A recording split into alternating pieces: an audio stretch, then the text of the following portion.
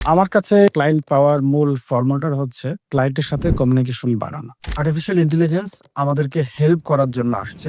আপনার কি মনে হয় ডিজিটাল মার্কেটিংটা কাদের জন্য না এবং আসলে কাদের জন্য ডিজিটাল মার্কেটিং? একটা ডিজিটাল মার্কেটিং এর যে ছেলেটা থাকবে তার আসলে টেকনিক্যালি সাউন্ড হতে হবে। যদি সে টেকনিক্যালি সাউন্ড না হয় তাহলে আসলে সে ডিজিটাল মার্কেটার হতে পারবে না।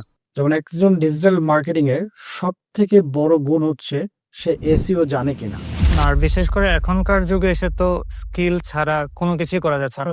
সো পড়াশোনার পাশাপাশি আমার মনে হয় যত আর্লি স্টেজে একটা স্কিল শিখা যায় তার অপরচুনিটি পরবর্তীতে অত বেশি হয়। আপনাকে এটা মনে রাখতে হবে, আপনাকে পড়াশোনা কিন্তু আপনাকে চাকরি দেবে না, চাকরি দেবে আপনার স্কিল।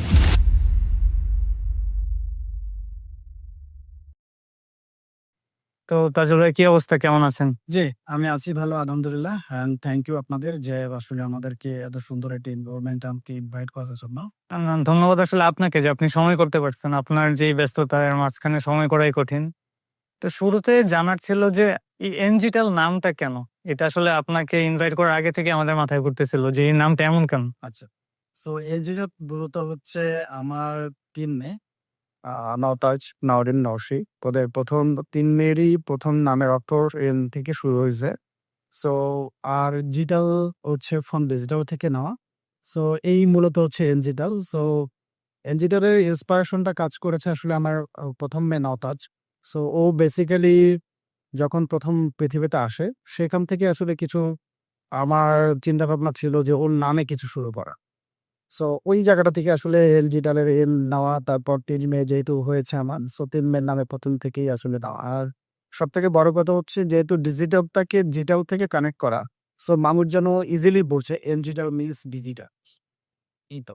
সো একই সাথে ২ টা ব্যাপার মেইনটেইন হচ্ছে। ফ্যামিলি লিগ্যাসি থাকতেছে, পাশাপাশি ডিজিটালও থাকতেছে। কারেক্ট। সো আইডিয়া বেশ ভালো। জি, থ্যাংক ইউ। আচ্ছা ভাইয়া, ১৪ বছর ধরে কাজ করতেছেন। সো বিশাল লম্বা একটা সময়। ডিজিটাল মার্কেটিং আমরা খুব বেশি দিন না যে পরিচিত হইছি বাংলাদেশে। মেবি ৪-৫ বছর বা ৬-৭ বছর। বাট তারও অনেক আগে থেকে আপনি এটার সাথে কানেক্টেড। কিভাবে আসলে আপনি এই ইন্ডাস্ট্রিতে আসলেন? আচ্ছা। সো আমি এখানে একটু অ্যা আ এই ইন্ডাস্ট্রিতে আসার আগে আমার একটা হিস্ট্রি আমি ট্যাগ করতে চাই। আমি যখন ১ম এসএসসি পরীক্ষা দেই, তখন আমার বাবা আমাকে ড্যাফোডিলের আ মোবাইল টেকনোলজির একটা ওইস ছিল। আ নামটা মনে নেই আমার। সো ওখানে আমাকে সে এসএসসি পরীক্ষার পরে যে ৩ মাস আমরা হাতে পাই, সেই টাইমটাতে উনি আমাকে ওখানে আ আ মোবাইলের সার্ভিসিং শেখানোর জন্য পাঠিয়েছে। সো ওখানে আমি মোবাইলের সার্ভিসিং শিখি। তারপরে সার্ভিসিং শেখার পরে আসলে তারপরে আব্বা ডিসাইড করলেন যে আমি আর আমার বড় বোন আমরা কম্পিউটার শিখি। কারণ ওই সময় গ্রামীণফোন, বাংলালিংক, সেবা এই ধরনের প্রতিষ্ঠানগুলো তখন আসতেছিল। তখন আসলে বেসিক্যালি কম্পিউটার সায়েন্সের এই আ আ ডিপার্টমেন্টের ইঞ্জিনিয়ারিং এর পড়ার প্রতি মানুষের বেশি ঝোঁক ছিল। সো আব্বা কি ভেবে আমাকে আসলে বলেছে আমি জানি না। সো আব্বা আমাকে তখন কম্পিউটারের ওই একটা দোকানে আমাকে ভর্তি করে দিল। সো আমি ১ম এ Microsoft Excel এগুলো থেকে শিখছি। সো এটা হচ্ছে আমার কম্পিউটারের হাতেখড়ি।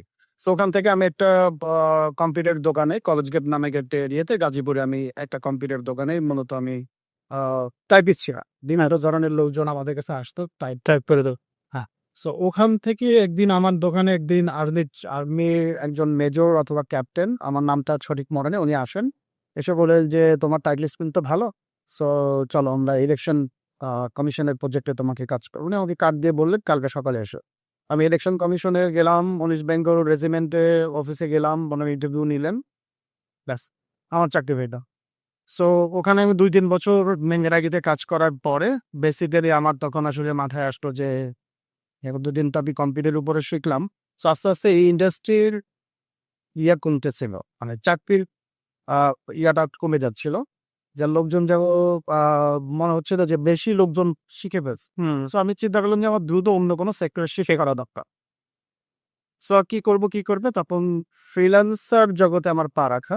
তখন Upwork এর নাম ছিল ওডেস্ক। তো ওডেস্কে আসলে আমি ১ম তখন প্রোফাইল খুলি। খুলে তখন আমি চিন্তা ঢুকে দেখলাম এসইও র প্রচুর কাজ। এসইও প্রচুর কাজ। তখন আমি এসইও শেখা শুরু করলাম। এইভাবেই আমার ডিজিটাল মার্কেটিং এর জগতে আরকি পা রাখা আরকি। তো তখন থেকে এসইও শেখার পর থেকে এখন পর্যন্ত আমার আর পিছনে ফিরে তাকাতে হয় না। এখনো কি ওডেস্কের প্রোফাইল আছে? এখন তো আপওয়ার্ক হয়ে গেছে। আমি নিজে আপওয়ার্কে আছি। জি, Upwork এর প্রোফাইল এখনো আছে। আচ্ছা। আছে বলতে হচ্ছে অনেক আগে থেকে আপওয়ার্কের প্রোফাইল আছে। বাট ওটাতে আর কাজ করা হয় না। আচ্ছা। Upwork, Fiverr ওই সময় তো তাদের শুরুর দিককার সময় ছিল এবং ওডেস্ক বেশ ফেমাস ছিল Upwork এর আগে। সো আমি পার্সোনালি Upwork এ আসি, ওডেস্ক আমি পাই নাই। বাট আমার যারা সিনিয়র ছিল তারা, যেমন আপনারা ছিলেন, তারা ওডেস্ক পেয়েছে। সো এই মুহূর্তে ফ্রিল্যান্স যে মার্কেট প্লেস বা ফ্রিল্যান্সের যে ইন্ডাস্ট্রি, এটার কি অবস্থা আপনার কি মনে হয়? বাংলাদেশে এই মুহূর্তে আমার জানা মতে আ ডেটা বলছে যে ১০ লক্ষের উপরে ফ্রিল্যান্সার আছে যারা প্রতি মাসে বাংলাদেশে $1 বিলিয়ন এর উপরে ইনকাম করছে। রেমিটেন্স আসতেছে বাংলাদেশে। সো সরকার প্রত্যেকবারই সরকার এদেরকে নিয়ে অনেক কিছু করার চেষ্টা করেছে। কিন্তু কোন সরকারই আসলে এদেরকে কখনোই এদেরকে বেনিফিশিয়ারি করতে পারে না। বেনিফিট দিতে পারে না। সো এই মুহূর্তে যদি আমরা বলি ফ্রিল্যান্সারের জগতে যদি বলি এই মুহূর্তে Upwork, Fiverr এর বেশ জনপ্রিয় এখন এই মুহূর্তে। আর এগুলোর পাশাপাশি লোকজন এখন লিড জেনারেশন এ খুব এক্সপার্ট। তারা আসলে ইন্টারন্যাশনালি ক্লায়েন্ট হান্ট করছে বাই লিড জেনারেশন। সো আমি বলব যে আমি বলতে বলব যে ফ্রিল্যান্সার যারা আছেন কিংবা এই সেক্টরে যারা আসতে চান তাদের অবশ্যই টেকনিক্যাল স্কিল নিয়ে আসতে হবে। আদারওয়াইজ এবং ধৈর্যের সবথেকে বড় একটা পরীক্ষা এখানে দিতে হয়। ১ম ৩-৪ মাস কোনো কাজ পাওয়া যায় না। লোকজন ফ্রাস্ট্রেশন এ ভোগে। সো এই জিনিসটা করা যাবে না। স্টিপলি লেগে থাকলে এই জায়গাটাতে সাকসেস আসবে। সো ফ্রিল্যান্সার মার্কেটে বর্তমান অবস্থা খুবই ভালো। বাংলাদেশে যারা এই মুহূর্তে ফ্রিল্যান্স করছে, তারা সবাই খুব ভালো করছে। কিন্তু মাঝখানে কিছুদিন আপনি যদি Google সার্চে দেখেন, সার্চের ট্রেন্ডে দেখবেন যে আ স্পেশালি রংপুর ডিভিশন, তারপর রাজশাহী ডিভিশন এই সমস্ত ডিভিশনগুলাতে সবথেকে বেশি জুয়ার কিছু সাইট আছে, বেটিং কিছু সাইট আছে। এগুলো খুব ট্রেন্ডিং এ, এগুলো সার্চে খুব ট্রেন্ডিং এ। ইটস মিনস যে বাংলাদেশের মানুষ আসলে মিসগাইড হয়ে বিভিন্ন ওয়েবসাইটে আ জুয়া খেলে কিংবা বেটিং করে আসলে প্রতারিত হচ্ছে।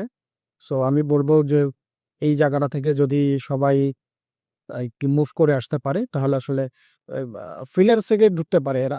কারণ হচ্ছে জুয়া খেলার থেকে মানে বেটিং করার থেকে যদি কেউ ফ্রিল্যান্স করে তাহলে তার ইনকামটা কিন্তু আরো বেশি বাড়বে।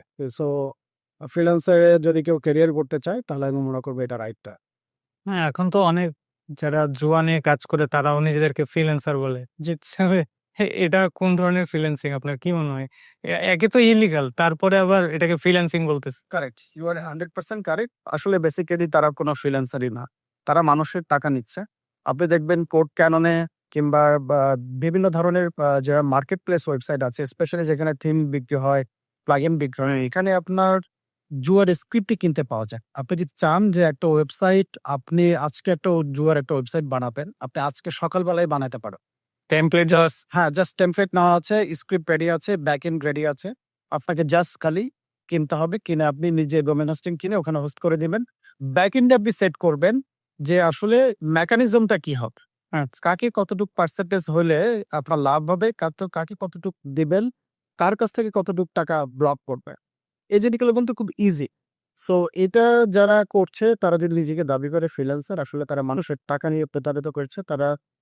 তারা আসলে ফ্রিল্যান্সার জগৎ তো দূরের কথা। তারা আসলে এই ইল্লিগাল ওয়েতে যেভাবে মানুষের টাকাগুলা মারছে, তারা আসলে পুরোই ক্রিমিনাল। তারা কোনো ফ্রিল্যান্সার না। না, আপনি যে জিনিসটা বললেন এটা আমি আসলে রিলেট করতে পারতেছি। কিছুদিন আগে আমার সুন্দরবন সাতক্ষীরা যাওয়া হয়। ওখানে আমি দেখলাম যে গ্রামের কিছু ছেলেরা তাদের ওই ফোনে এই ধরনের অ্যাপস, যেখানে তারা জুয়া খেলতেছে বা এই ধরনের এক্টিভিটিস আছে। সো আমার তো আর পার্সোনালি ওদেরকে কিছু বলার ওই ধরনের রাইট নাই। তারপর আমি জিজ্ঞেস করেছি যে কি করতেছেন বা কি করতেছে? তখন আমাকে দেখালো যে ওরা ডেইলি ৫০০, ১,০০০, ৳২,০০০ ইনকাম করতেছে। আবার অনেকে হচ্ছে ৳১০,০০০ লস হচ্ছে, ৳২,০০০ লস হচ্ছে। তো ওই মুহূর্তে আমার ফিল হলো যে আসলে তারা খুব ইজি একটা রাস্তার দিকে যাওয়ার চেষ্টা করতেছে। যে কোনো স্কিল লাগতেছে না, ওই ধরনের কোনো কিছু শিখতে হচ্ছে না। বরং তারা যদি একটা স্কিলে ডেভেলপ হতো, একটা স্কিল শিখে নিত, আমার মনে হয় যে ফ্রিল্যান্সিং যে এত বড় ইন্ডাস্ট্রি আছে, এটাতে তারা কাজ করতে পারত। আপনি তো ভাইয়া ফ্রিল্যান্সিং দিয়ে শুরু করেছেন, চাকরি করেছেন, নিজের এজেন্সি বিল্ড করেছেন। তো আসলে এজেন্সিতে কিভাবে আসলেন বা এজেন্সি স্পেসে কেন? কিভাবে বিল্ড করলেন? সো বেসিক্যালি আমি দীর্ঘ ১৪-১৫ বছরের যাবত আমি বিভিন্ন ব্র্যান্ডের জন্য কাজ করেছি। আমি ইন্ডিয়ান ব্র্যান্ডের জন্য কাজ করেছি। নরওয়েজিয়ান ব্র্যান্ডের জন্য কাজ করেছি। স্পেশালি আ আপনার USA, UK এর প্রচুর ব্র্যান্ডের জন্য কাজ করেছি। সো বেসিক্যালি আমি যখন দেখলাম আসলে আমি যখন অ্যাজ এ কাস্টমার হিসাবে, অ্যাজ এ ক্লায়েন্ট হিসাবে কোনো এজেন্সিকে হায়ার করছি আমার কোনো ব্র্যান্ডের জন্য, তারা এসে জাস্ট আমাকে খালি ভুসকি বুঝাই দিয়ে যাচ্ছে। $10 বুস্ট করেন, $20 বুস্ট করেন, you will get the ROI।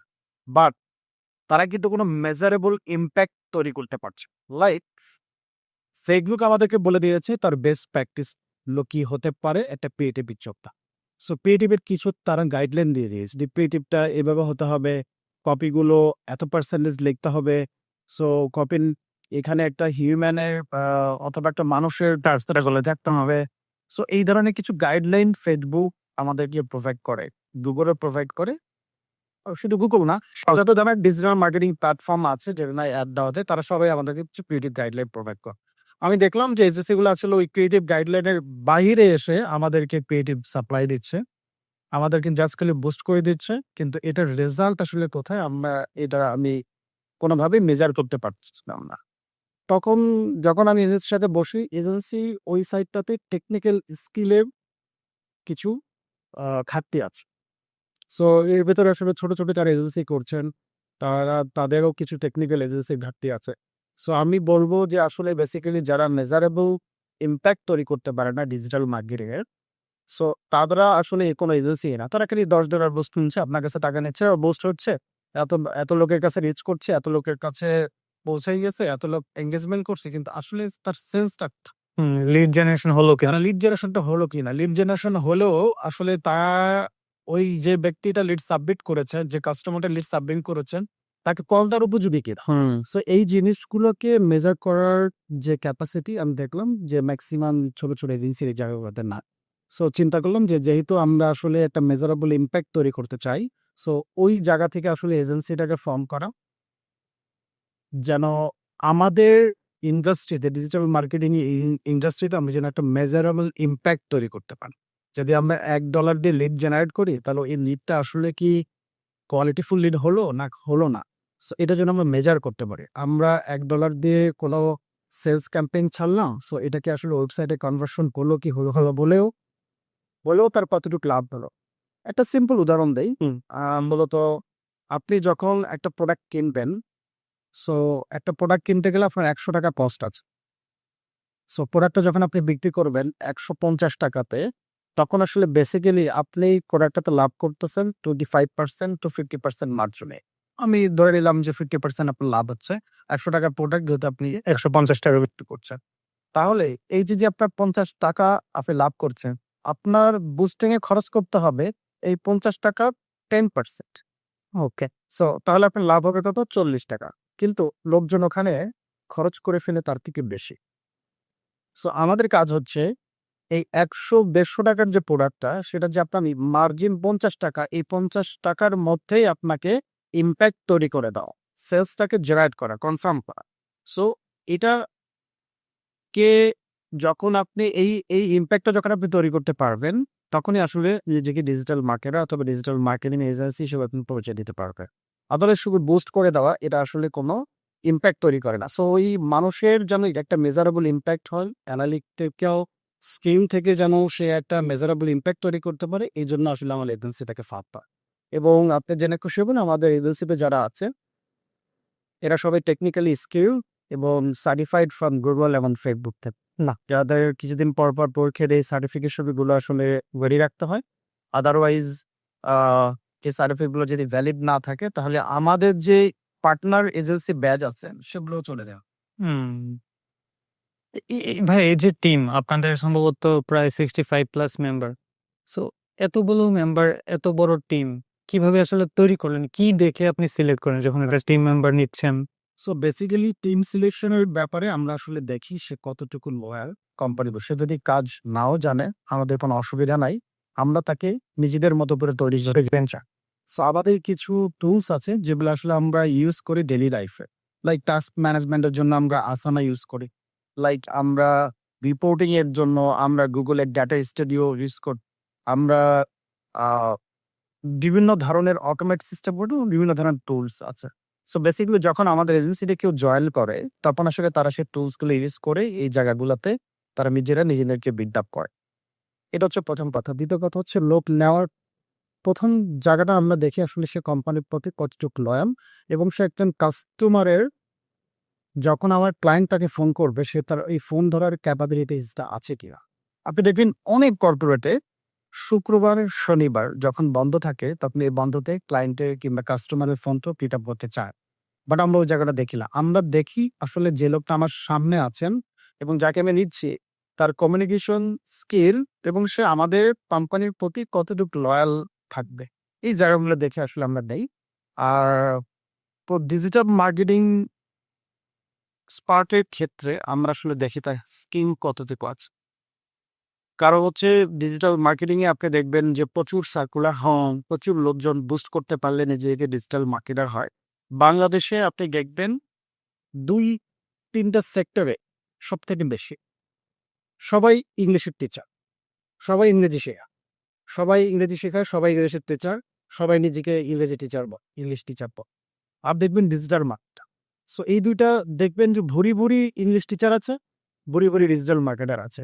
আসলে বেসিক্যালি যখন আমরা একটা ডিজিটাল মার্কেটার নিতে চাই আমাদের টিমে তখন আমরা তার অ্যানালিটিক্যাল স্কিল দেখি, কমিউনিকেশন স্কিল দেখি এবং তার টেকনিক্যাল স্কিল কতটুকু আছে আরকি।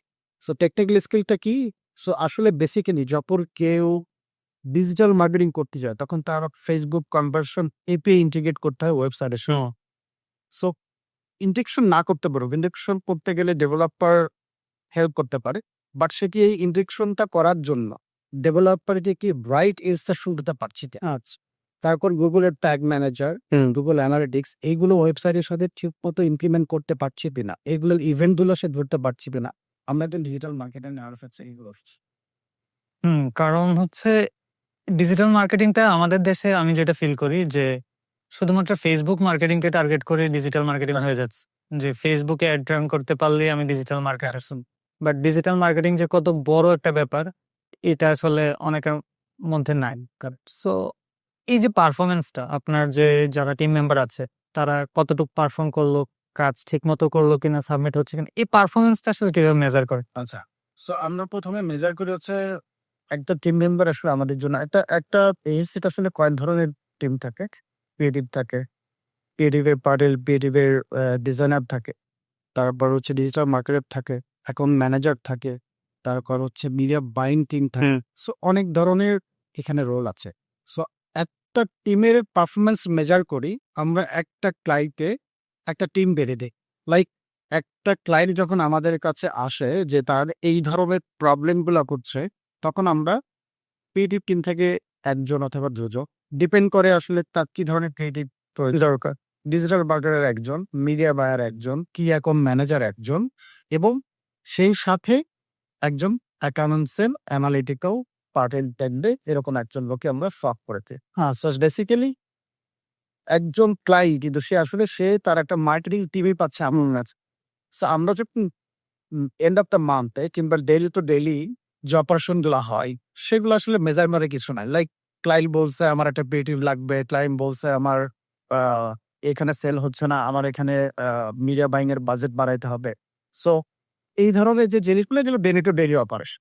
সো আমরা মান্থ এন্ডে আসলে জাজ করি একটা ক্লায়েন্টের ফুল ডেটা রিপোর্ট নিয়ে আসলে আমরা দেখি যে এই ক্লায়েন্টের ডেটা কতটুকু ভ্যালিড এবং এই ক্লায়েন্ট আসলে তার কি আসলে সেলস ইনক্রিজ হয়েছে কিনা, লিড ইনক্রিজ হয়েছে কিনা, তার কি সেলসে কোনো ইম্প্যাক্ট পড়ছে কিনা, এই জায়গাগুলোকে আমরা তখন মেজার করি।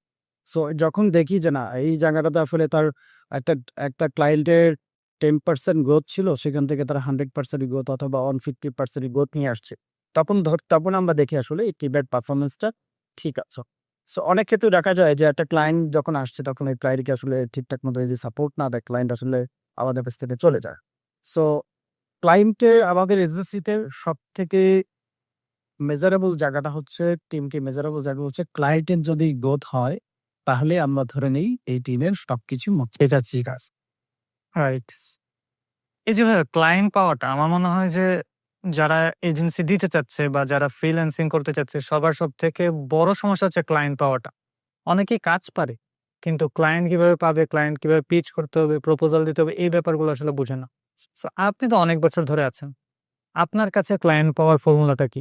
আচ্ছা, আমার কাছে ক্লায়েন্ট ক্লায়েন্ট পাওয়ার মূল ফর্মুলাটা হচ্ছে ক্লায়েন্টের সাথে কমিউনিকেশনই বাড়া। এক্সাম্পল যদি দেই, আমি একজন ক্লায়েন্টের সাথে কথা বলছি। আমি তাকে ফার্স্ট ফোন কল করলাম যে, আমি আমাকে জিসি থেকে বলছি। সো আমরা এই সার্ভিসগুলো দেই। সে ঠাস করে ফোনটা কেটে দিল। সে বলল, "আমার সময়।"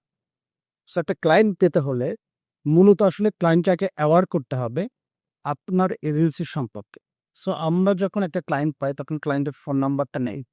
নেওয়ার পরে আমরা LinkedIn, Google, Facebook যত জায়গাটা আছি সব কিছু জায়গাতে আমরা আসলে ক্লায়েন্টের প্রোফাইলটা করছি। স্টাডি করা। সে এই ক্লায়েন্ট কি ধরনের পোস্ট করছে তার সোশ্যাল মিডিয়াতে কিংবা তার কোম্পানি কি ধরনের পোস্ট করছে সোশ্যাল মিডিয়াতে, এবং ওই ক্লায়েন্টের কন্ট্যাক্ট ডিটেইলস, তারপর হচ্ছে ইমেল অ্যাড্রেস, এগুলো আমরা বের করার চেষ্টা করি। যখন আমরা এই জিনিসগুলোকে জায়গাটাতে সাকসেস হই, তখন আমরা ক্লায়েন্টকে আগে SMS করি যে, "দিস ইজ তাজু, আমি আই এম ফ্রম এনজিটাল। সো আমি আপনার সাথে একটু কথা বলতে চাই। আপনার পেজের কিছু প্রবলেমের ব্যাপারে, আপনার ওয়েবসাইটের কিছু প্রবলেমের ব্যাপারে অথবা আপনার কোম্পানির কিছু প্রবলেমের ব্যাপারে ডিজিটাল মার্কেট।" এটা এক ধরনের মেসেজ যায়। তারপর তাকে হোয়াটসঅ্যাপ করা, আচ্ছা। অথবা ভাইবার, যেখানে সে অ্যাভেলেবল হয়ে যাচ্ছে। অনেক সময় অনেকের হোয়াটসঅ্যাপ থাকে না, অনেকের ভাইবার থাকে। অনেকের ভাইবার থাকে না, অনেকের উইচ্যাট থাকে। অনেকের উইচ্যাট থাকে না, টেলিগ্রাম থাকে। সো আমরা কি দেখি যে ৩-৪টা থেকে কোথায় সে অ্যাভেলেবল, তখন তাকে মেসেজ করা। তারপরে তার ইমেইল অ্যাড্রেসে আমাদের কোম্পানির প্রোফাইলটাকে ইমেইল। ওকে। সো এই জিনিসগুলো আমরা যে করি, এই জিনিসগুলো আমরা যখন করি তখন একটা গ্যাপের মাধ্যমে করি। গ্যাপ বলতে হচ্ছে একটা নির্দিষ্ট দিন অথবা নির্দিষ্ট টাইম পর করি। যেমন যাকে এখন SMS করলাম তাকে এখন আমি হোয়াটসঅ্যাপ মারব। যাকে এখন হোয়াটসঅ্যাপ করে ফেললাম তাকে এখন ইমেইল করব। সো একটা ক্লায়েন্টকে এই ৩-৪ টা জায়গাতে আমরা কমিউনিকেট করার চেষ্টা করি।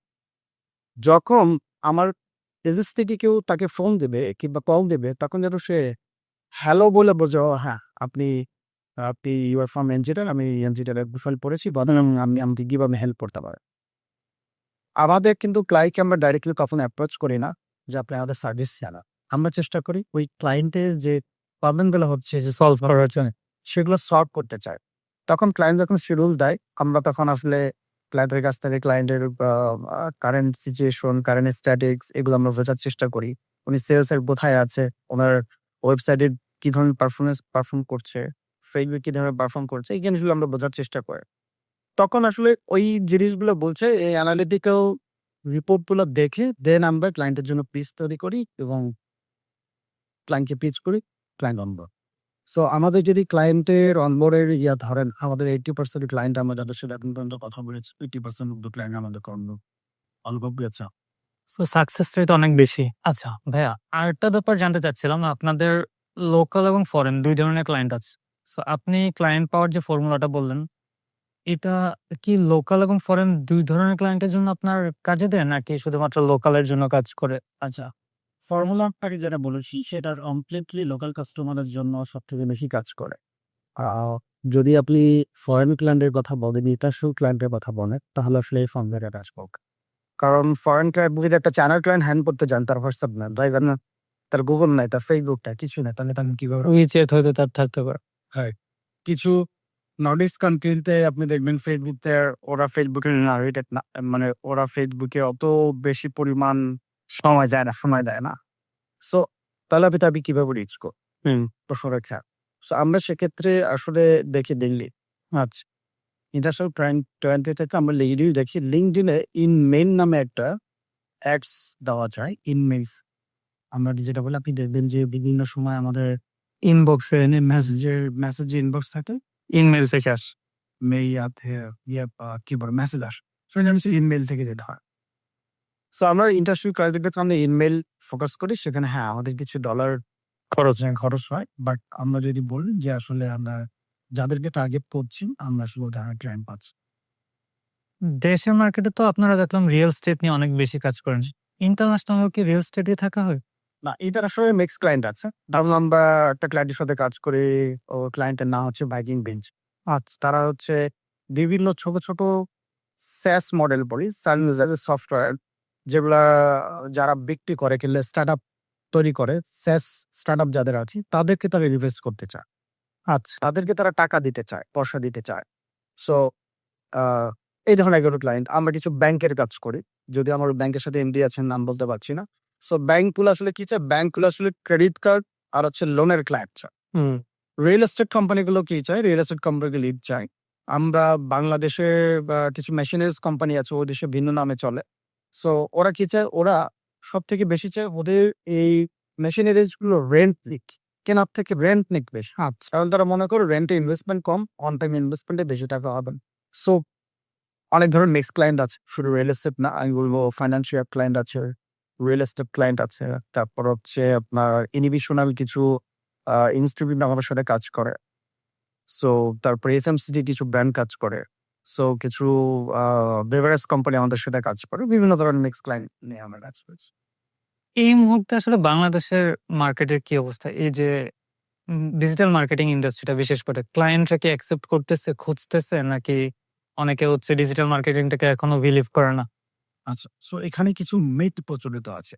সেটা হচ্ছে আপনি দেখবেন কিছু বড়, বড় ব্র্যান্ডস যারা আছে, তারা আসলে বেশি ধরনের ডিজিটাল মার্কেটিং স্পেন্ড করতে চায় না। সো তারা জাজ করে যে কারেন্ট সিচুয়েশন একটা ডিজিটাল মার্কেটিং এর ফলাফল আসতে সময় ইনস্ট্যান্টলি ফলাফল আসা সম্ভব না, এটা সময় না। তখন তারা আসলে জাজ করে যে আজকে $১০০ বুস্ট করলাম, কালকে সকালে আমার ক্লায়েন্টটা কেন আসতো? সো এই ধরনের কিছু ব্যাপার-স্যাপার আছে যেগুলো আসলে আমাদের ক্লায়েন্টরা আসলে ওইভাবে এডুকেটেড না। তাদেরকে বোঝানো পসিবল অনেক সময় অনেক এজেন্সির হয় নাই। সো যেটা আমরা করি সেটা হচ্ছে আমরা ক্লায়েন্টকে আসলে বোঝাই যে এটা একটা জার্নি। এই জার্নিতে আপনি ১ম আপনাকে অনেস্ট বিল্ড করতে হবে। তারপর আপনার আ নিজেদের কাস্টমারের ভিতরে ইন্টারেস্ট গ্রো করতে হবে। অ্যান্ড দেন হচ্ছে আপনার পরে কাস্টমার আপনার স্টাইল কিনবে। সো এখানে আসলে অ্যাপ্লিকেবল হয় সবথেকে বড় কথা হচ্ছে আইডা মডেল নামে একটা মডেল আছে যেটাকে আমরা পাকিটিভ মডেল হিসেবে চিনি। Mostly digital marketing AIDA model follow করতে হয়। আর যারা আমাদের ক্লায়েন্ট আছে ওনারা আসলে ডিজিটাল মার্কেটিং এ অনেকে এখনো বিলিভ করতে চায় না। স্ট্রেট মানে আজ থেকে ৫ বছর আগে তো ডিজিটাল মার্কেটিং এর কথা শুনলেও না, না দরকার নেই। বাট এখন হ্যাঁ, কিছু, কিছু ক্লায়েন্ট আছে যারা আসলে ডিজিটাল মার্কেটিং এ থাকতে চায়। যেমন আপনি যদি কিছু ইন্টারন্যাশনাল ক্লায়েন্টের কথা বলি, আমরা যদি দেখি আরকি, আ যেমন আমরা যদি কিছু ব্র্যান্ডের কথা বলি, এফএমসিজি বড়, বড় ব্র্যান্ড আছে যেমন প্যানারফিল গ্রুপ আছে, ইউনিলিভার আছে, স্কয়ার গ্রুপ আছে। সো এরা চায় যে এরা সমস্ত জায়গাতে তাদের রিচ তৈরি করতে।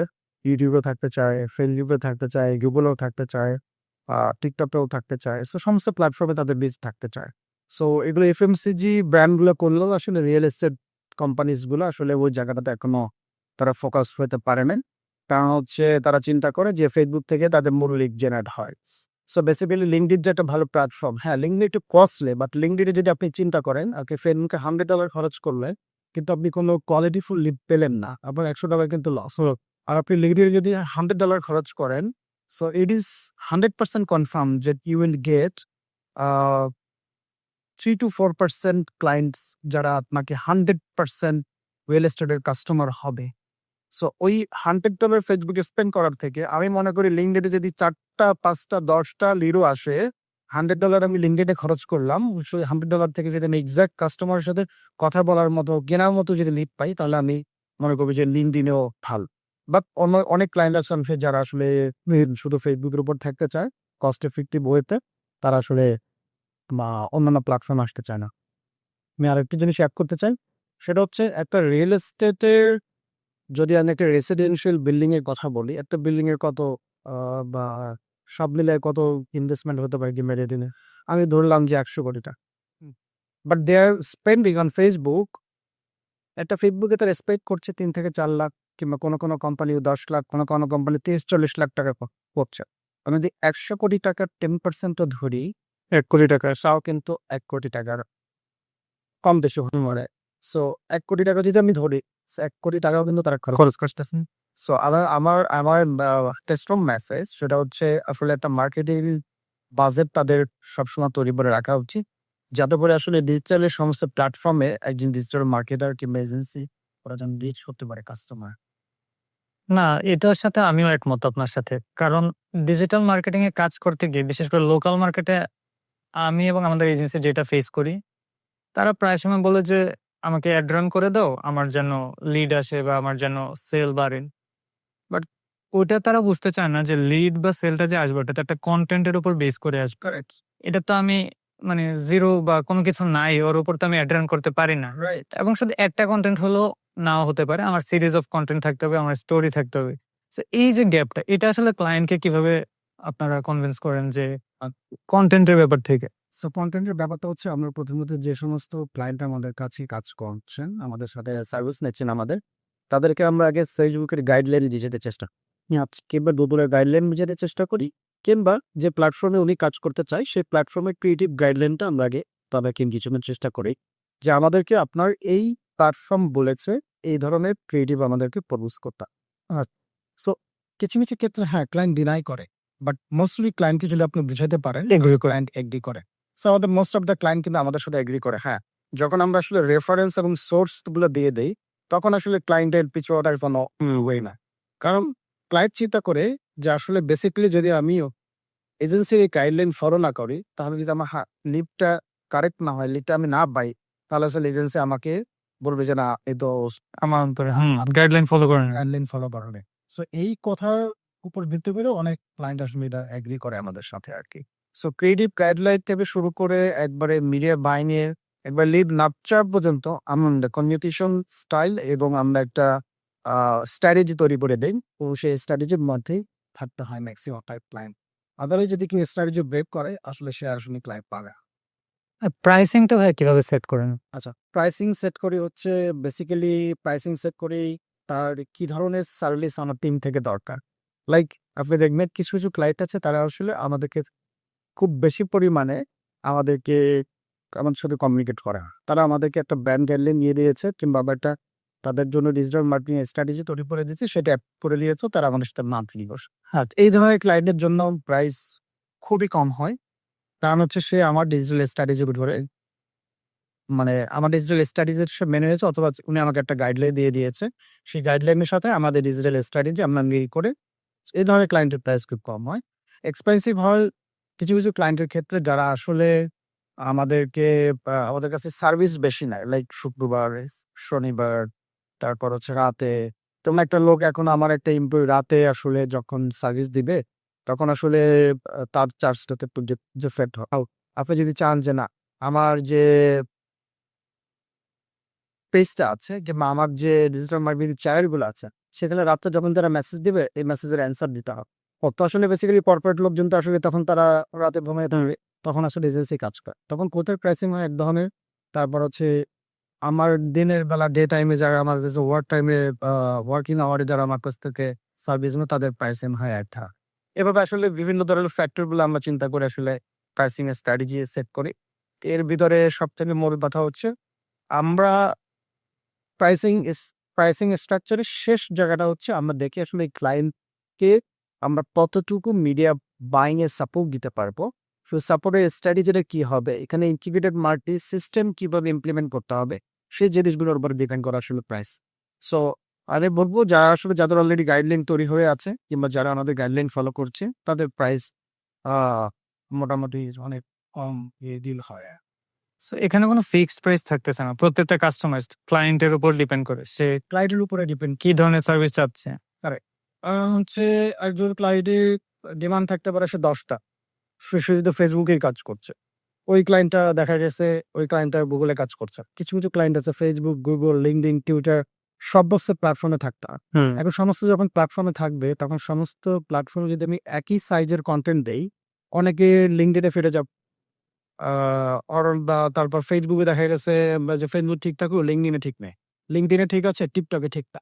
সো এই ধরনের জিনিসগুলোকে অ্যাডাপ্টেশন এবং প্ল্যাটফর্ম ওয়াইজ যে আসলে সার্ভিসটা নাই ওভাবে আসলে চাল ফুল আপনি নিজে তো হচ্ছে একটা এন্টারপ্রেনারশিপ জার্নির মধ্যে দিয়ে আসছেন।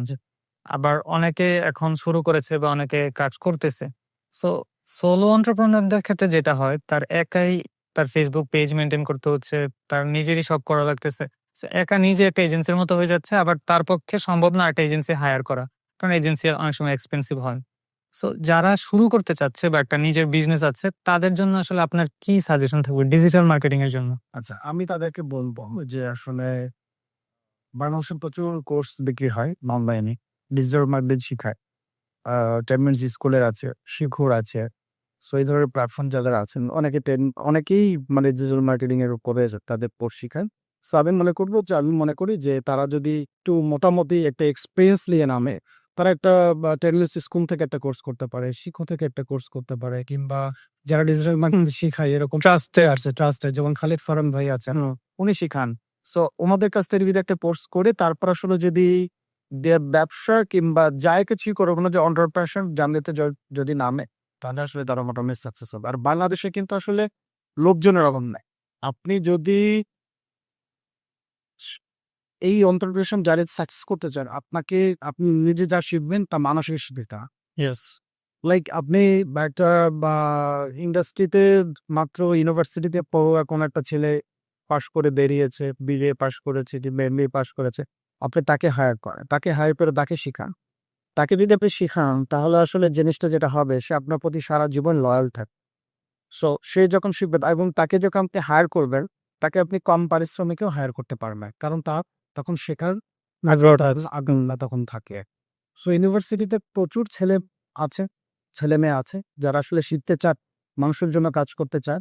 সো আমার একজন স্যার ছিলেন, নুরুল আলম স্যার। উনি আমি ওই নুরুল আলম স্যার আমাকে বলতেন, "তাদের সবসময় মানুষকে শিখাবা। মানুষকে শিখালে যেটা হবে, তোমার নিজের কাজ কমবে এবং মানুষ তোমার প্রতি লয়াল থাকবে।" সো আমাদের এজেন্সি কিন্তু তাই করে। আমাদের এজেন্সি মানুষকে প্রচুর ইন্টার্নকে আমরা কাজ শিখাই এবং তারা আমাদের এজেন্সিতে আছে। প্রচুর একটা ছেলে আমাদের সাথে আছে ৩ বছর ধরে, কেউ আছে ২ বছর, কেউ আছে ৪ বছর ধরে, কেউ ৫ বছর যাবৎ আছে। সো এরকম প্রচুর লোক আমাদের সাথে আছে, যাদেরকে আমরা আমাদের এখানেই কাজ শিখিয়েছি। সো এই তো। কারণ শিখাতে গেলেই আসলে নিজেও শিখা যায়। জি। এবং আমাদের এজেন্সি আমরা যেটা ফিল করলাম, আমরা নিজেরা কাজ শিখিয়েছি বা নিজেরাও শিখতেছি। সো এই কারণে কিন্তু আমাদের এই যে সাইড হাসেলস বাংলাদেশ এই প্ল্যাটফর্মটা তৈরি করা। এ এটার মূল উদ্দেশ্য হচ্ছে আপনাদের মতো যারা আছেন, যারা এক্সপেরিয়েন্সড বা যারা কাজ শিখেছে, শিখতেছে, উনাদের কাছ থেকে আসলে অডিয়েন্সকে জানানো যে তারা কিভাবে শিখতে পারে, তারা কিভাবে নতুন কিছু জানতে পারে। পাশাপাশি আমরা যা জানি ওগুলো শিখানোর চেষ্টা করা। আর এখন তো এআই চলে এসেছে। এখন আসলে কম্পিটিশনটা আরো বেশি কঠিন হয়ে যাচ্ছে। অনেক জব চলে যাচ্ছে, অনেক কিছু হচ্ছে। সো ডিজিটাল মার্কেটিং এ এআই এর কি ইমপ্যাক্ট আপনি দেখতেছেন? আচ্ছা। সো প্রথমত হচ্ছে আর্টিফিশিয়াল ইন্টেলিজেন্স আমাদেরকে হেল্প করার জন্য আসছেন।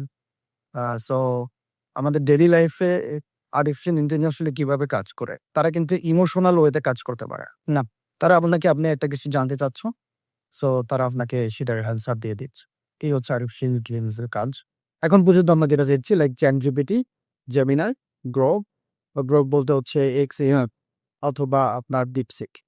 সো এরা মূলত কনভার্সশনাল যে মেসেজিং সিস্টেমটা, সেই জায়গাটা থেকে আপনাকে ইমপ্যাক্ট তৈরি করতে, লাইক আপনার ফেসবুকে একটা বট দরকার, আপনি ChatGPT ট্রিগেট করতে পারবেন। লাইক আপনার একজন ওয়েবসাইটে একটা এজেন্ট দরকার যে কাস্টমার রিপ্লাই দিবে, কোয়েরি গুলা পরেস গুলো রিপ্লাই দিবে। তো আপনি একটা চ্যাটবট এখানে একটা চ্যাটবট ইয়া সাথে ইনভিট করতে পারেন। লাইক আপনার ভয়েস কনভার্সন অফ কিছু দরকার, আপনি এআই থেকে জেনারেট করতে পারবেন। বাট মার্কেটিং এর ক্ষেত্রে যেটা হয়, মার্কেটিং এ আমাদেরকে হেল্প করছে এআই, লাইক স্ট্র্যাটেজি তৈরি থেকে তারপরে হচ্ছে ইমপ্লিমেশন এক্সিকিউশন কিভাবে করতে হবে, এই জায়গাগুলোতে এআই হেল্প করছে। বাট এআই কিন্তু নিজে আমাদেরকে এক্সিকিউশন করে দিতে পারছে না। ইয়েস। লাইক আমি এই মুহূর্তে ফেসবুকে একটা বিজ্ঞাপন দিব। আমার কিন্তু ChatGPT ওই বিজ্ঞাপনটা দিয়ে নিতে পারবে। অনেক ওয়েবসাইটের কিন্তু কোনো না কোনো মানুষই দিতে হতেছে। সো কিছু চ্যাটবট আছে, কিছু এআই চ্যাটবট আছে যারা আসলে মানুষকে আ কিছু রং মেসেজ দেয়। এআই তো আসলে এখনো ওইভাবে হয়ে ওঠে নাই। সো যেমন আমি যদি একই প্রশ্ন আপনি যদি Gemini কে করেন, ChatGPT কে করেন কিংবা DeepSeek এ করেন, তারা ডিফারেন্ট অ্যান্সার আসবে। সো যতদিন পর্যন্ত না এই জায়গাটা ঠিক না হচ্ছে, ততদিন পর্যন্ত আসলে এআইটা আসলে আমাদের তেমন কোনো আমাদের মার্কেটিং এর ক্ষেত্রে আমি মনে করি তেমন কোনো কাজে আসবে না। হ্যাঁ, এখানে আ ২-৩ টা আমি যদি বলি, যেমন Facebook তাদের কিছু ক্যাম্পেইন অ্যাডভান্টেজ পেজ এআই দিয়ে করে দেয়। বাট আসলে কিভাবে যে অ্যাডভান্টেজ এআই কাজ করে, এটা তো আসলে আপামর জনতা, যারা আসলে আমরা ছোট ডিজিটাল মার্কেটিং এ আছে, অনেকে নাও জানে। হুম। গুগলের পারফরম্যান্স ম্যাক্স ক্যাম্পেইন, এটাও আসলে গুগল বলছে যে ব্যাকএন্ডে তারা এআই দিয়ে আসলে মানুষকে টার্গেট করছে। বাট আসলে কিভাবে টার্গেট হচ্ছে, অ্যালগরিদমটা এখানে কিভাবে ইমপ্লিমেন্ট হচ্ছে, Facebook, গুগল এনারা আসলে ওরা কিন্তু আসলে আমাদের কাছে জিনিসগুলো রিভিল করে। সো অনেক ক্ষেত্রে দেখা যায় অ্যাডভান্টেজ প্লাস ক্যাম্পেইন করতে গেলে কিংবা পারফরম্যান্স ম্যাক্স ক্যাম্পেইন করতে গেলে অসময় ভালো রেজাল্ট আসে। হ্যাঁ, তখন আসলে এই এআই এর উপর আসলে বসে থেকে লাভ নাই। তখন আমাদেরকে ইন্টিগ্রেটেড মার্কেটিং চ্যানেল যেগুলো আছে, ইন্টিগ্রেটেড মার্কেটিং যে সিস্টেমটাকে আমাদেরকে ইমপ্লিমেন্ট করতে হয়। সো এই জায়গাটা বলবো যে এআই ইজ আমাদের ডেইলি লাইফের জন্য is very helpful. But for marketing, digital marketing এর জন্য কিছুটা হেল্পফুল হইলেও আসলে ফুললি এখনো হেল্পফুল দিতে পারে না। মূলত মার্কেট রিসার্চে এআই বেশ ভালো একটা হেল্প করতেছে এখন পর্যন্ত। কারেক্ট। সেটা হচ্ছে আপনি যদি ডিপ রিসার্চ করতে চান তাহলে আসলে এআই খুব ভালো আউটপুট দিচ্ছে। আউটপুট দিচ্ছে। আসলে এআই তখন আসলে কি করে? তখন আসলে এআই তখন Google সার্চের এপিআই কানেক্ট করে। Google সার্চের যে এপিআই আছে, ও এআই ভিতরে কিন্তু এত নলেজ নাই। কারণ Google এর কাছে যে পরিমাণ ডেটা আছে, একটা সার্চ ইঞ্জিনের কাছে যে পরিমাণ ডেটা আছে, Facebook এর কাছে যে পরিমাণ ডেটা আছে, কোনো এআই কোম্পানির কাছে এই পরিমাণ ডেটা এখনো জমে পারে। সো তারা কি করছে?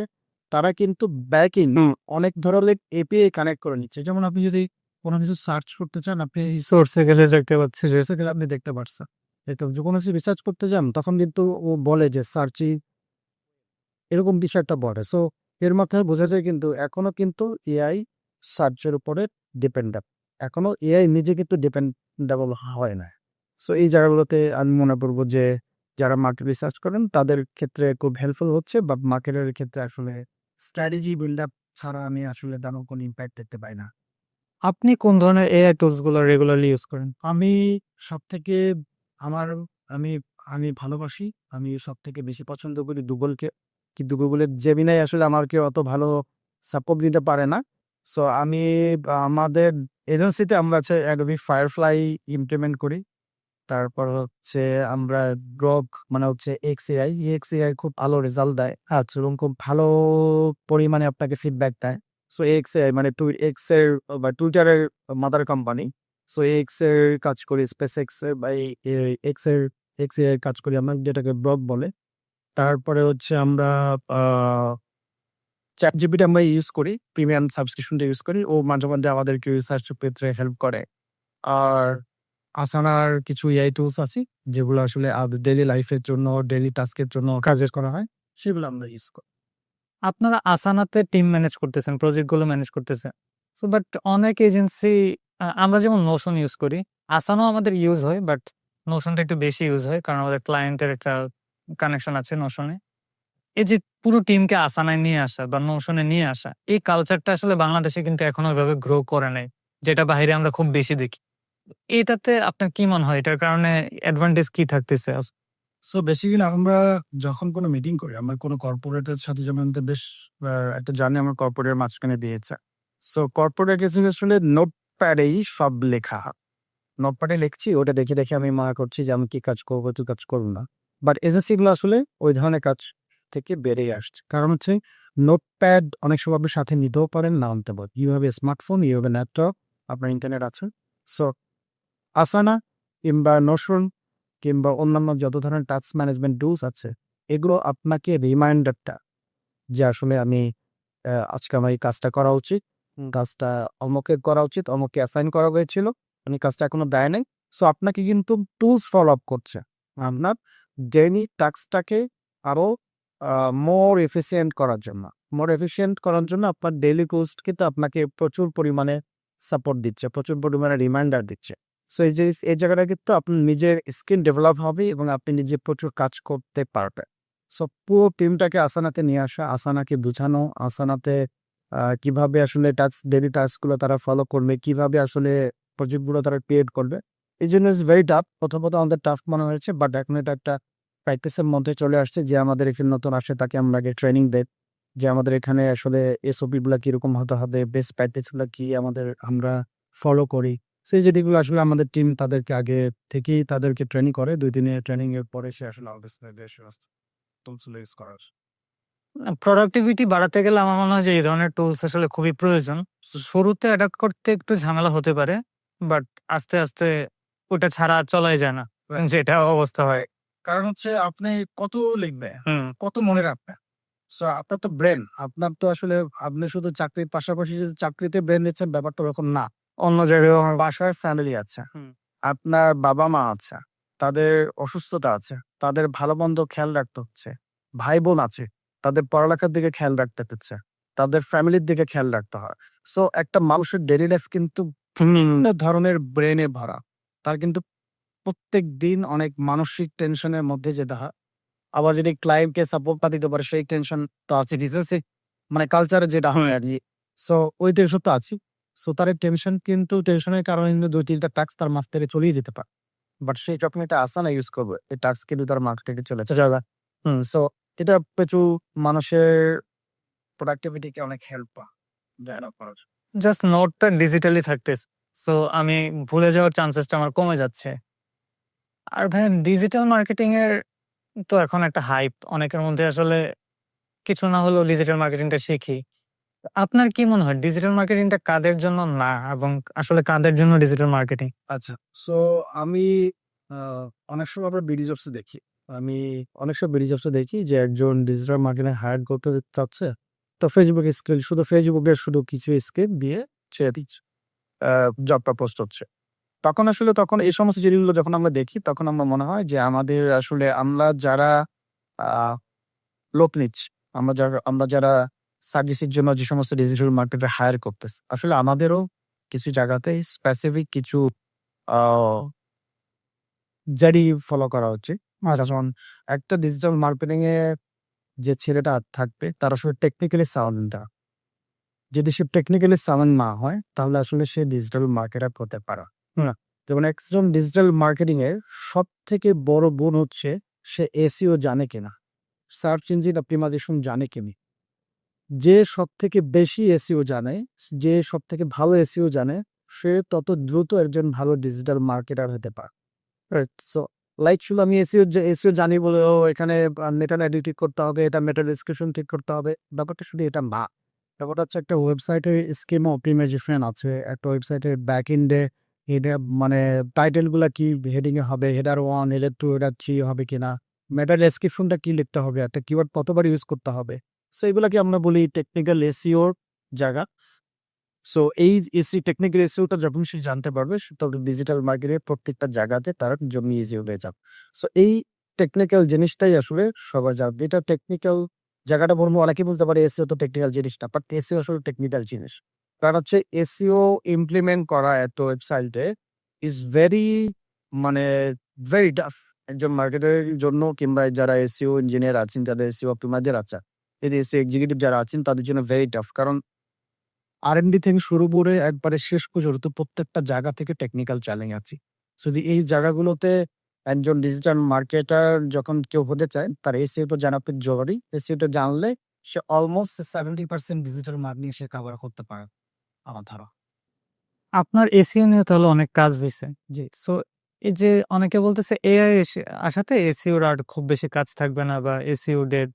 আপনার কি মনে হয় যে এআই এর কারণে কি এসইও চলে যাবে? না, কারণ এআই তো এখন আসলে Google সার্চের হেল্প নিচ্ছে। কিংবা বিভিন্ন সার্চের হেল্প নিচ্ছে। আপনি যখন কোনো রিসার্চ করতে যাবেন, আমরা আগেই বললাম যে আমরা যখন কোনো রিসার্চ করতে যাই সে কিন্তু সার্চ সোর্স করে কিন্তু ওয়েব থেকে সার্চ করে দিচ্ছে। এখন এই সার্চ যে করছে এটা সবথেকে বেশি ভান্ডার কার আছে? সার্চ ইঞ্জিনের কাছে আছে। এটা থেকে কিন্তু সার্চ করেই দিচ্ছে।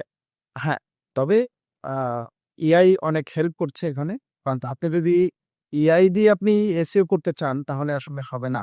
আর এআই আসলে এখনো সার্চ ইঞ্জিনকে বন্ধ করার মতো পরিস্থিতি এখন এআই এসে পারে আরকি। আচ্ছা। আপনি আরো শুনতে পারলেন যে ChatGPT রিসেন্টলি শুনেছি আমরা ব্রাউজার ওপেন করতে যাচ্ছি। তো ব্রাউজার যদি ওপেন করেই ফেলে ChatGPT তাহলে ChatGPT আসলে যখন ব্রাউজারে কোনো কিছু সার্চ করব তাহলে আসলে দেখা যায় ডেটা তো নিয়ে যাবে। ChatGPT কোনো জায়গা থেকে আমাদেরকে রেজাল্ট দিচ্ছে। সে সার্চ ইঞ্জিনে দেখেও তো সে যাচ্ছে। হুম। কারণ ব্যাকএন্ডে তো তাকে সার্চ করে আনতে হচ্ছে। এক্সাক্টলি। তো আমরা ভাইয়া পডকাস্টের একদম শেষের দিকে। জি। বাট তার আগে একটা পার্সোনাল কোয়েশ্চেন। জি। সেটা হচ্ছে যখন কেউ তার স্টুডেন্ট লাইফে বা তার ভার্সিটি লাইফে তার একটা পড়ালেখার পাশাপাশি বা চাকরি শুরুর দিকে সে পাশাপাশি ডিজিটাল মার্কেটিং বা কোনো একটা স্কিল শিখতে চায়। সো যেটাকে আমরা সাইড হাসেল বলি। এখন কেউ যদি এটা করতে চায় তাকে আসলে কি করা উচিত? একদম শুরু থেকে যার কোনো স্কিল নাই। বাট সে চাচ্ছে তার পড়াশোনা বা চাকরির পাশে আলাদা একটা ইনকাম সোর্স তৈরি হোক। এজন্য সে কিছু একটা শিখতে চায়। আচ্ছা। সো বেসিক্যালি চাকরির পাশাপাশি করার মতো অনেক কিছুই আছে। অনেক ধরনের জব আছে। সো অনেক ধরনের পার্ট টাইম জব আছে, অনেক কিছু আছে। এখন ওই সমস্ত পার্ট টাইম জব কিংবা ওই সমস্ত জবে যেতে হলে আপনার কিছু ডিজিটাল মার্কেটিং স্কিল লাগে। আচ্ছা। সো আমি মনে করি যে ছোটখাটো কিছু স্কিল দিয়ে শুরু করা যেতে পারে। যেমন ফেসবুকে কিভাবে রিপ্লাই দিতে হয়, এই জিনিসগুলো জানা। যেমন একটা ফেসবুকের মেসেঞ্জারে রিপ্লাইটা কিভাবে দিতে হয়। সো আমরা সাধারণত মেসেঞ্জারে যখন রিপ্লাই দেই, আমি আপনাকে দিই, আপনি আমাকে দেন। বাট একটা ক্লায়েন্টকে আসলে কিভাবে রিপ্লাই দিতে হবে, তাকে কিভাবে কাস্টমারকে কিভাবে অ্যান্সার দিতে হবে, এই জিনিসগুলো ছোটখাটো জিনিসগুলো আপনি ChatGPT-তেও শিখতে পারবেন। সো এই জিনিসগুলো শিখে এগুলো প্রচুর লোক আছে যারা তাদের মেসেঞ্জারের রিপ্লাই, ফেসবুক পেজের মেসেঞ্জারের রিপ্লাইয়ের জন্য, ইনবক্স রিপ্লাইয়ের জন্য লোক খুঁজে এবং স্টুডেন্টদের খুঁজে। ইয়েস, কারণ স্টুডেন্টদেরকে আসলে খুব কম টাকায় হায়ার করা যায়। বাংলাদেশের প্যাকেজ যারা দিক থেকে আসছে। আপনি স্টুডেন্টকে আসলে ৪-৫ ঘন্টার জন্য আপনি ৫-৬ হাজার টাকা হায়ার করতে পারবেন, দেন এটা টাইম ম্যানেজার। সো আমি মনে করি যে যারা এই ডিজিটাল মার্কেটিং এ আসছে, যারা কিছু ইনকাম করতে চায়, তারা এই ধরনের ছোট ডিজি স্কিল শিখতে পারে। কেউ এসইও শিখতে পারে, কেউ শুধু ফেসবুকে আসলে কিভাবে পোস্ট করতে হয়। একটা পোস্ট করার কিন্তু কিছু আর্ট আছে।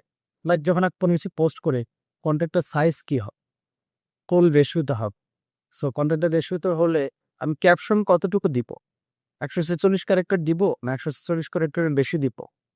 এই জিনিসগুলো যদি সে একটু গুগলে কিংবা ChatGPT দিয়ে কিংবা জেমিনাইতে একটু সার্চ করে শিখে নেয়, তাহলে এই জিনিসগুলো করার জন্য আসলে প্রচুর লোক আছে। যেমন যারা আসলে প্রত্যেকটা চ্যানেল মেইনটেইন করে, লাইক গুগল মাই বিজনেসে পোস্ট করবে, লিঙ্কডইনে পোস্ট করবে, ফেসবুকে করবে, ইনস্টাগ্রামে করবে, টিকটকে করবে, জিমে করবে, হোয়াটসঅ্যাপে গুগল মাই বিজনেস, হোয়াটসঅ্যাপে বা হোয়াটসঅ্যাপ বিজনেস যারা আছে তাদের ওখানে কেউ কমিউনিটি পোস্ট করবে কিংবা ব্রডকাস্টারে পোস্ট করবে। সো এগুলো অনেক প্ল্যাটফর্ম। আপনি চিন্তা করেন, যদি কারো প্রতি মাসে ১০০টা পোস্ট করতে চায়, তাহলে তার ১০০টা যদি পোস্ট করে, তাহলে যদি চ্যানেলগুলো আমি যদি ধরি যে ১০টা চ্যানেল হয়, তাহলে ১০০ ইন্টু ১০০ ইন্টু ১,০০০। ১,০০০ পোস্ট করতে হবে। সো ১,০০০ পোস্ট করতে কিন্তু একটা লোক ইজিলি পোস্ট করতে পারে। কিন্তু যে লোকটা বিজনেস ওনার, তার সময় হবে না। কারণ সে এই অল্প কাজের জন্য যদি সে তার টাইমটা নষ্ট করে, তাহলে সে বিজনেসে ফোকাস হতে পারে। সো এই জন্য করে কি ওনারা অনেক সময় সোশ্যাল মিডিয়া ম্যানেজার নেয়, যারা আসলে কন্টেন্ট এগুলো পোস্ট করার জন্য ইনবক্স করে কিংবা।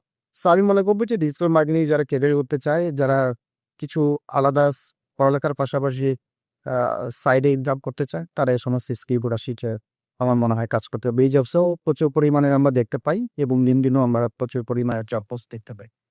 আর এই সময়টাতে আমার মনে হয় টাকাটা মূল উদ্দেশ্য না হওয়াটাই ভালো। কারণ হচ্ছে স্টুডেন্ট লাইফে যখন কোনো স্কিল থাকে না, ওই অবস্থায় কাজ করতে পাওয়ার সুযোগটাই অনেক বড় কিছু। কারণ আমরা যখন স্টুডেন্ট লাইফে কাজ করেছি, কাজ পাওয়াটাই ছিল একটা বড় উদ্দেশ্য। পরবর্তীতে আস্তে, আস্তে যখন স্কিল হবে তখন আপনার ওটার বাজেট বাড়বে, আপনার ইনকাম বাড়বে। আপনাকে এটা মনে রাখতে হবে, আপনাকে পড়াশোনা কিন্তু আপনাকে চাকরি দেবে না। চাকরি দেবে আপনার স্কিল। যদি আপনার গুড স্কিল থাকে, তাহলেই আপনাকে কোম্পানিগুলো ডাকবে, এজেন্সিগুলো ডাকবে। সার্ভিস আপনার সার্ভিস নেওয়ার জন্য বিভিন্ন ধরনের কর্পোরেট আপনাকে নক করবে। বাট আপনার যদি স্কিল না থাকে, তাহলে আপনাকে কেউ ডাকবে না। আমি পারফেক্টলি এক্সাম্পল দিতে পারি এই জায়গাটাতে। আমার এখানে এজেন্সিতে প্রচুর পরিমাণে লোকজন ইন্টারভিউ দিতে আসে। আমরা আসলে তাদেরকে দেখি, অনেক জায়গাগুলোতে দেখি, অনেক সেক্টরে আমরা তাদেরকে বিবেচনা করে। তারা কেউ এমএ পাস করেছে, কেউ বিবিএ করেছে, কেউ এমবিএ করেছে, কিন্তু তার কোনো স্কিল নেই।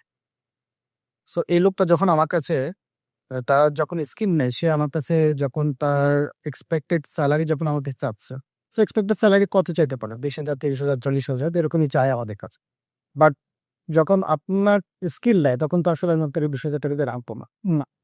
তখন আমরা কি অফার করি? তাদেরকে আমি ইন্টার্নশিপ রেফার করে আমাদের কিনা শিখে তারপর তুমি স্কিল অর্জন। যদি কেউ আগে থেকে স্কিলটা নিয়ে আসে, তাহলে কিন্তু তার স্যালারি স্ট্রাকচারও ভালো হয়, তার সবকিছুই ভালো হয়। সো আমাদেরকে এটা সবসময় মনে রাখতে হবে। আমাদেরকে পড়ালেখা কিন্তু প্রথমেই চাকরি দেয় না। আমাদেরকে চাকরি দেয় হচ্ছে স্কিল। না, আর বিশেষ করে এখনকার যুগে এসে তো স্কিল ছাড়া কোনো কিছুই করা যাচ্ছে না। সো পড়াশোনার পাশাপাশি আমার মনে হয় যত আর্লি স্টেজে একটা স্কিল শিখা যায়, তার অপরচুনিটি পরবর্তীতে অত বেশি হয়। রাইট। সো ধন্যবাদ ভাইয়া, আপনি সময় করে আসার জন্য এবং আমাদের সাথে আপনার পুরো এক্সপেরিয়েন্সটা শেয়ার করার জন্য। আমার মনে হয় অডিয়েন্স আসলে অনেক কিছু শিখতে পারবে। আমি নিজেও অনেক কিছু শিখেছি। সো ডিজিটাল মার্কেটিং এর অন্য কোনো বিষয় নিয়ে আপনার যদি আরেকবার সময় হয়, হয়তো আমরা ইনশাআল্লাহ বসে। ডিজিটাল মার্কেটিং আসলে অনেক কিছু বলা হয়নি। অনেক ব্যাপ্তি বেড়ে গেছে। সো আমরা নেক্সট কোনো এপিসোডে ইনশাআল্লাহ অনেক কথা বলব।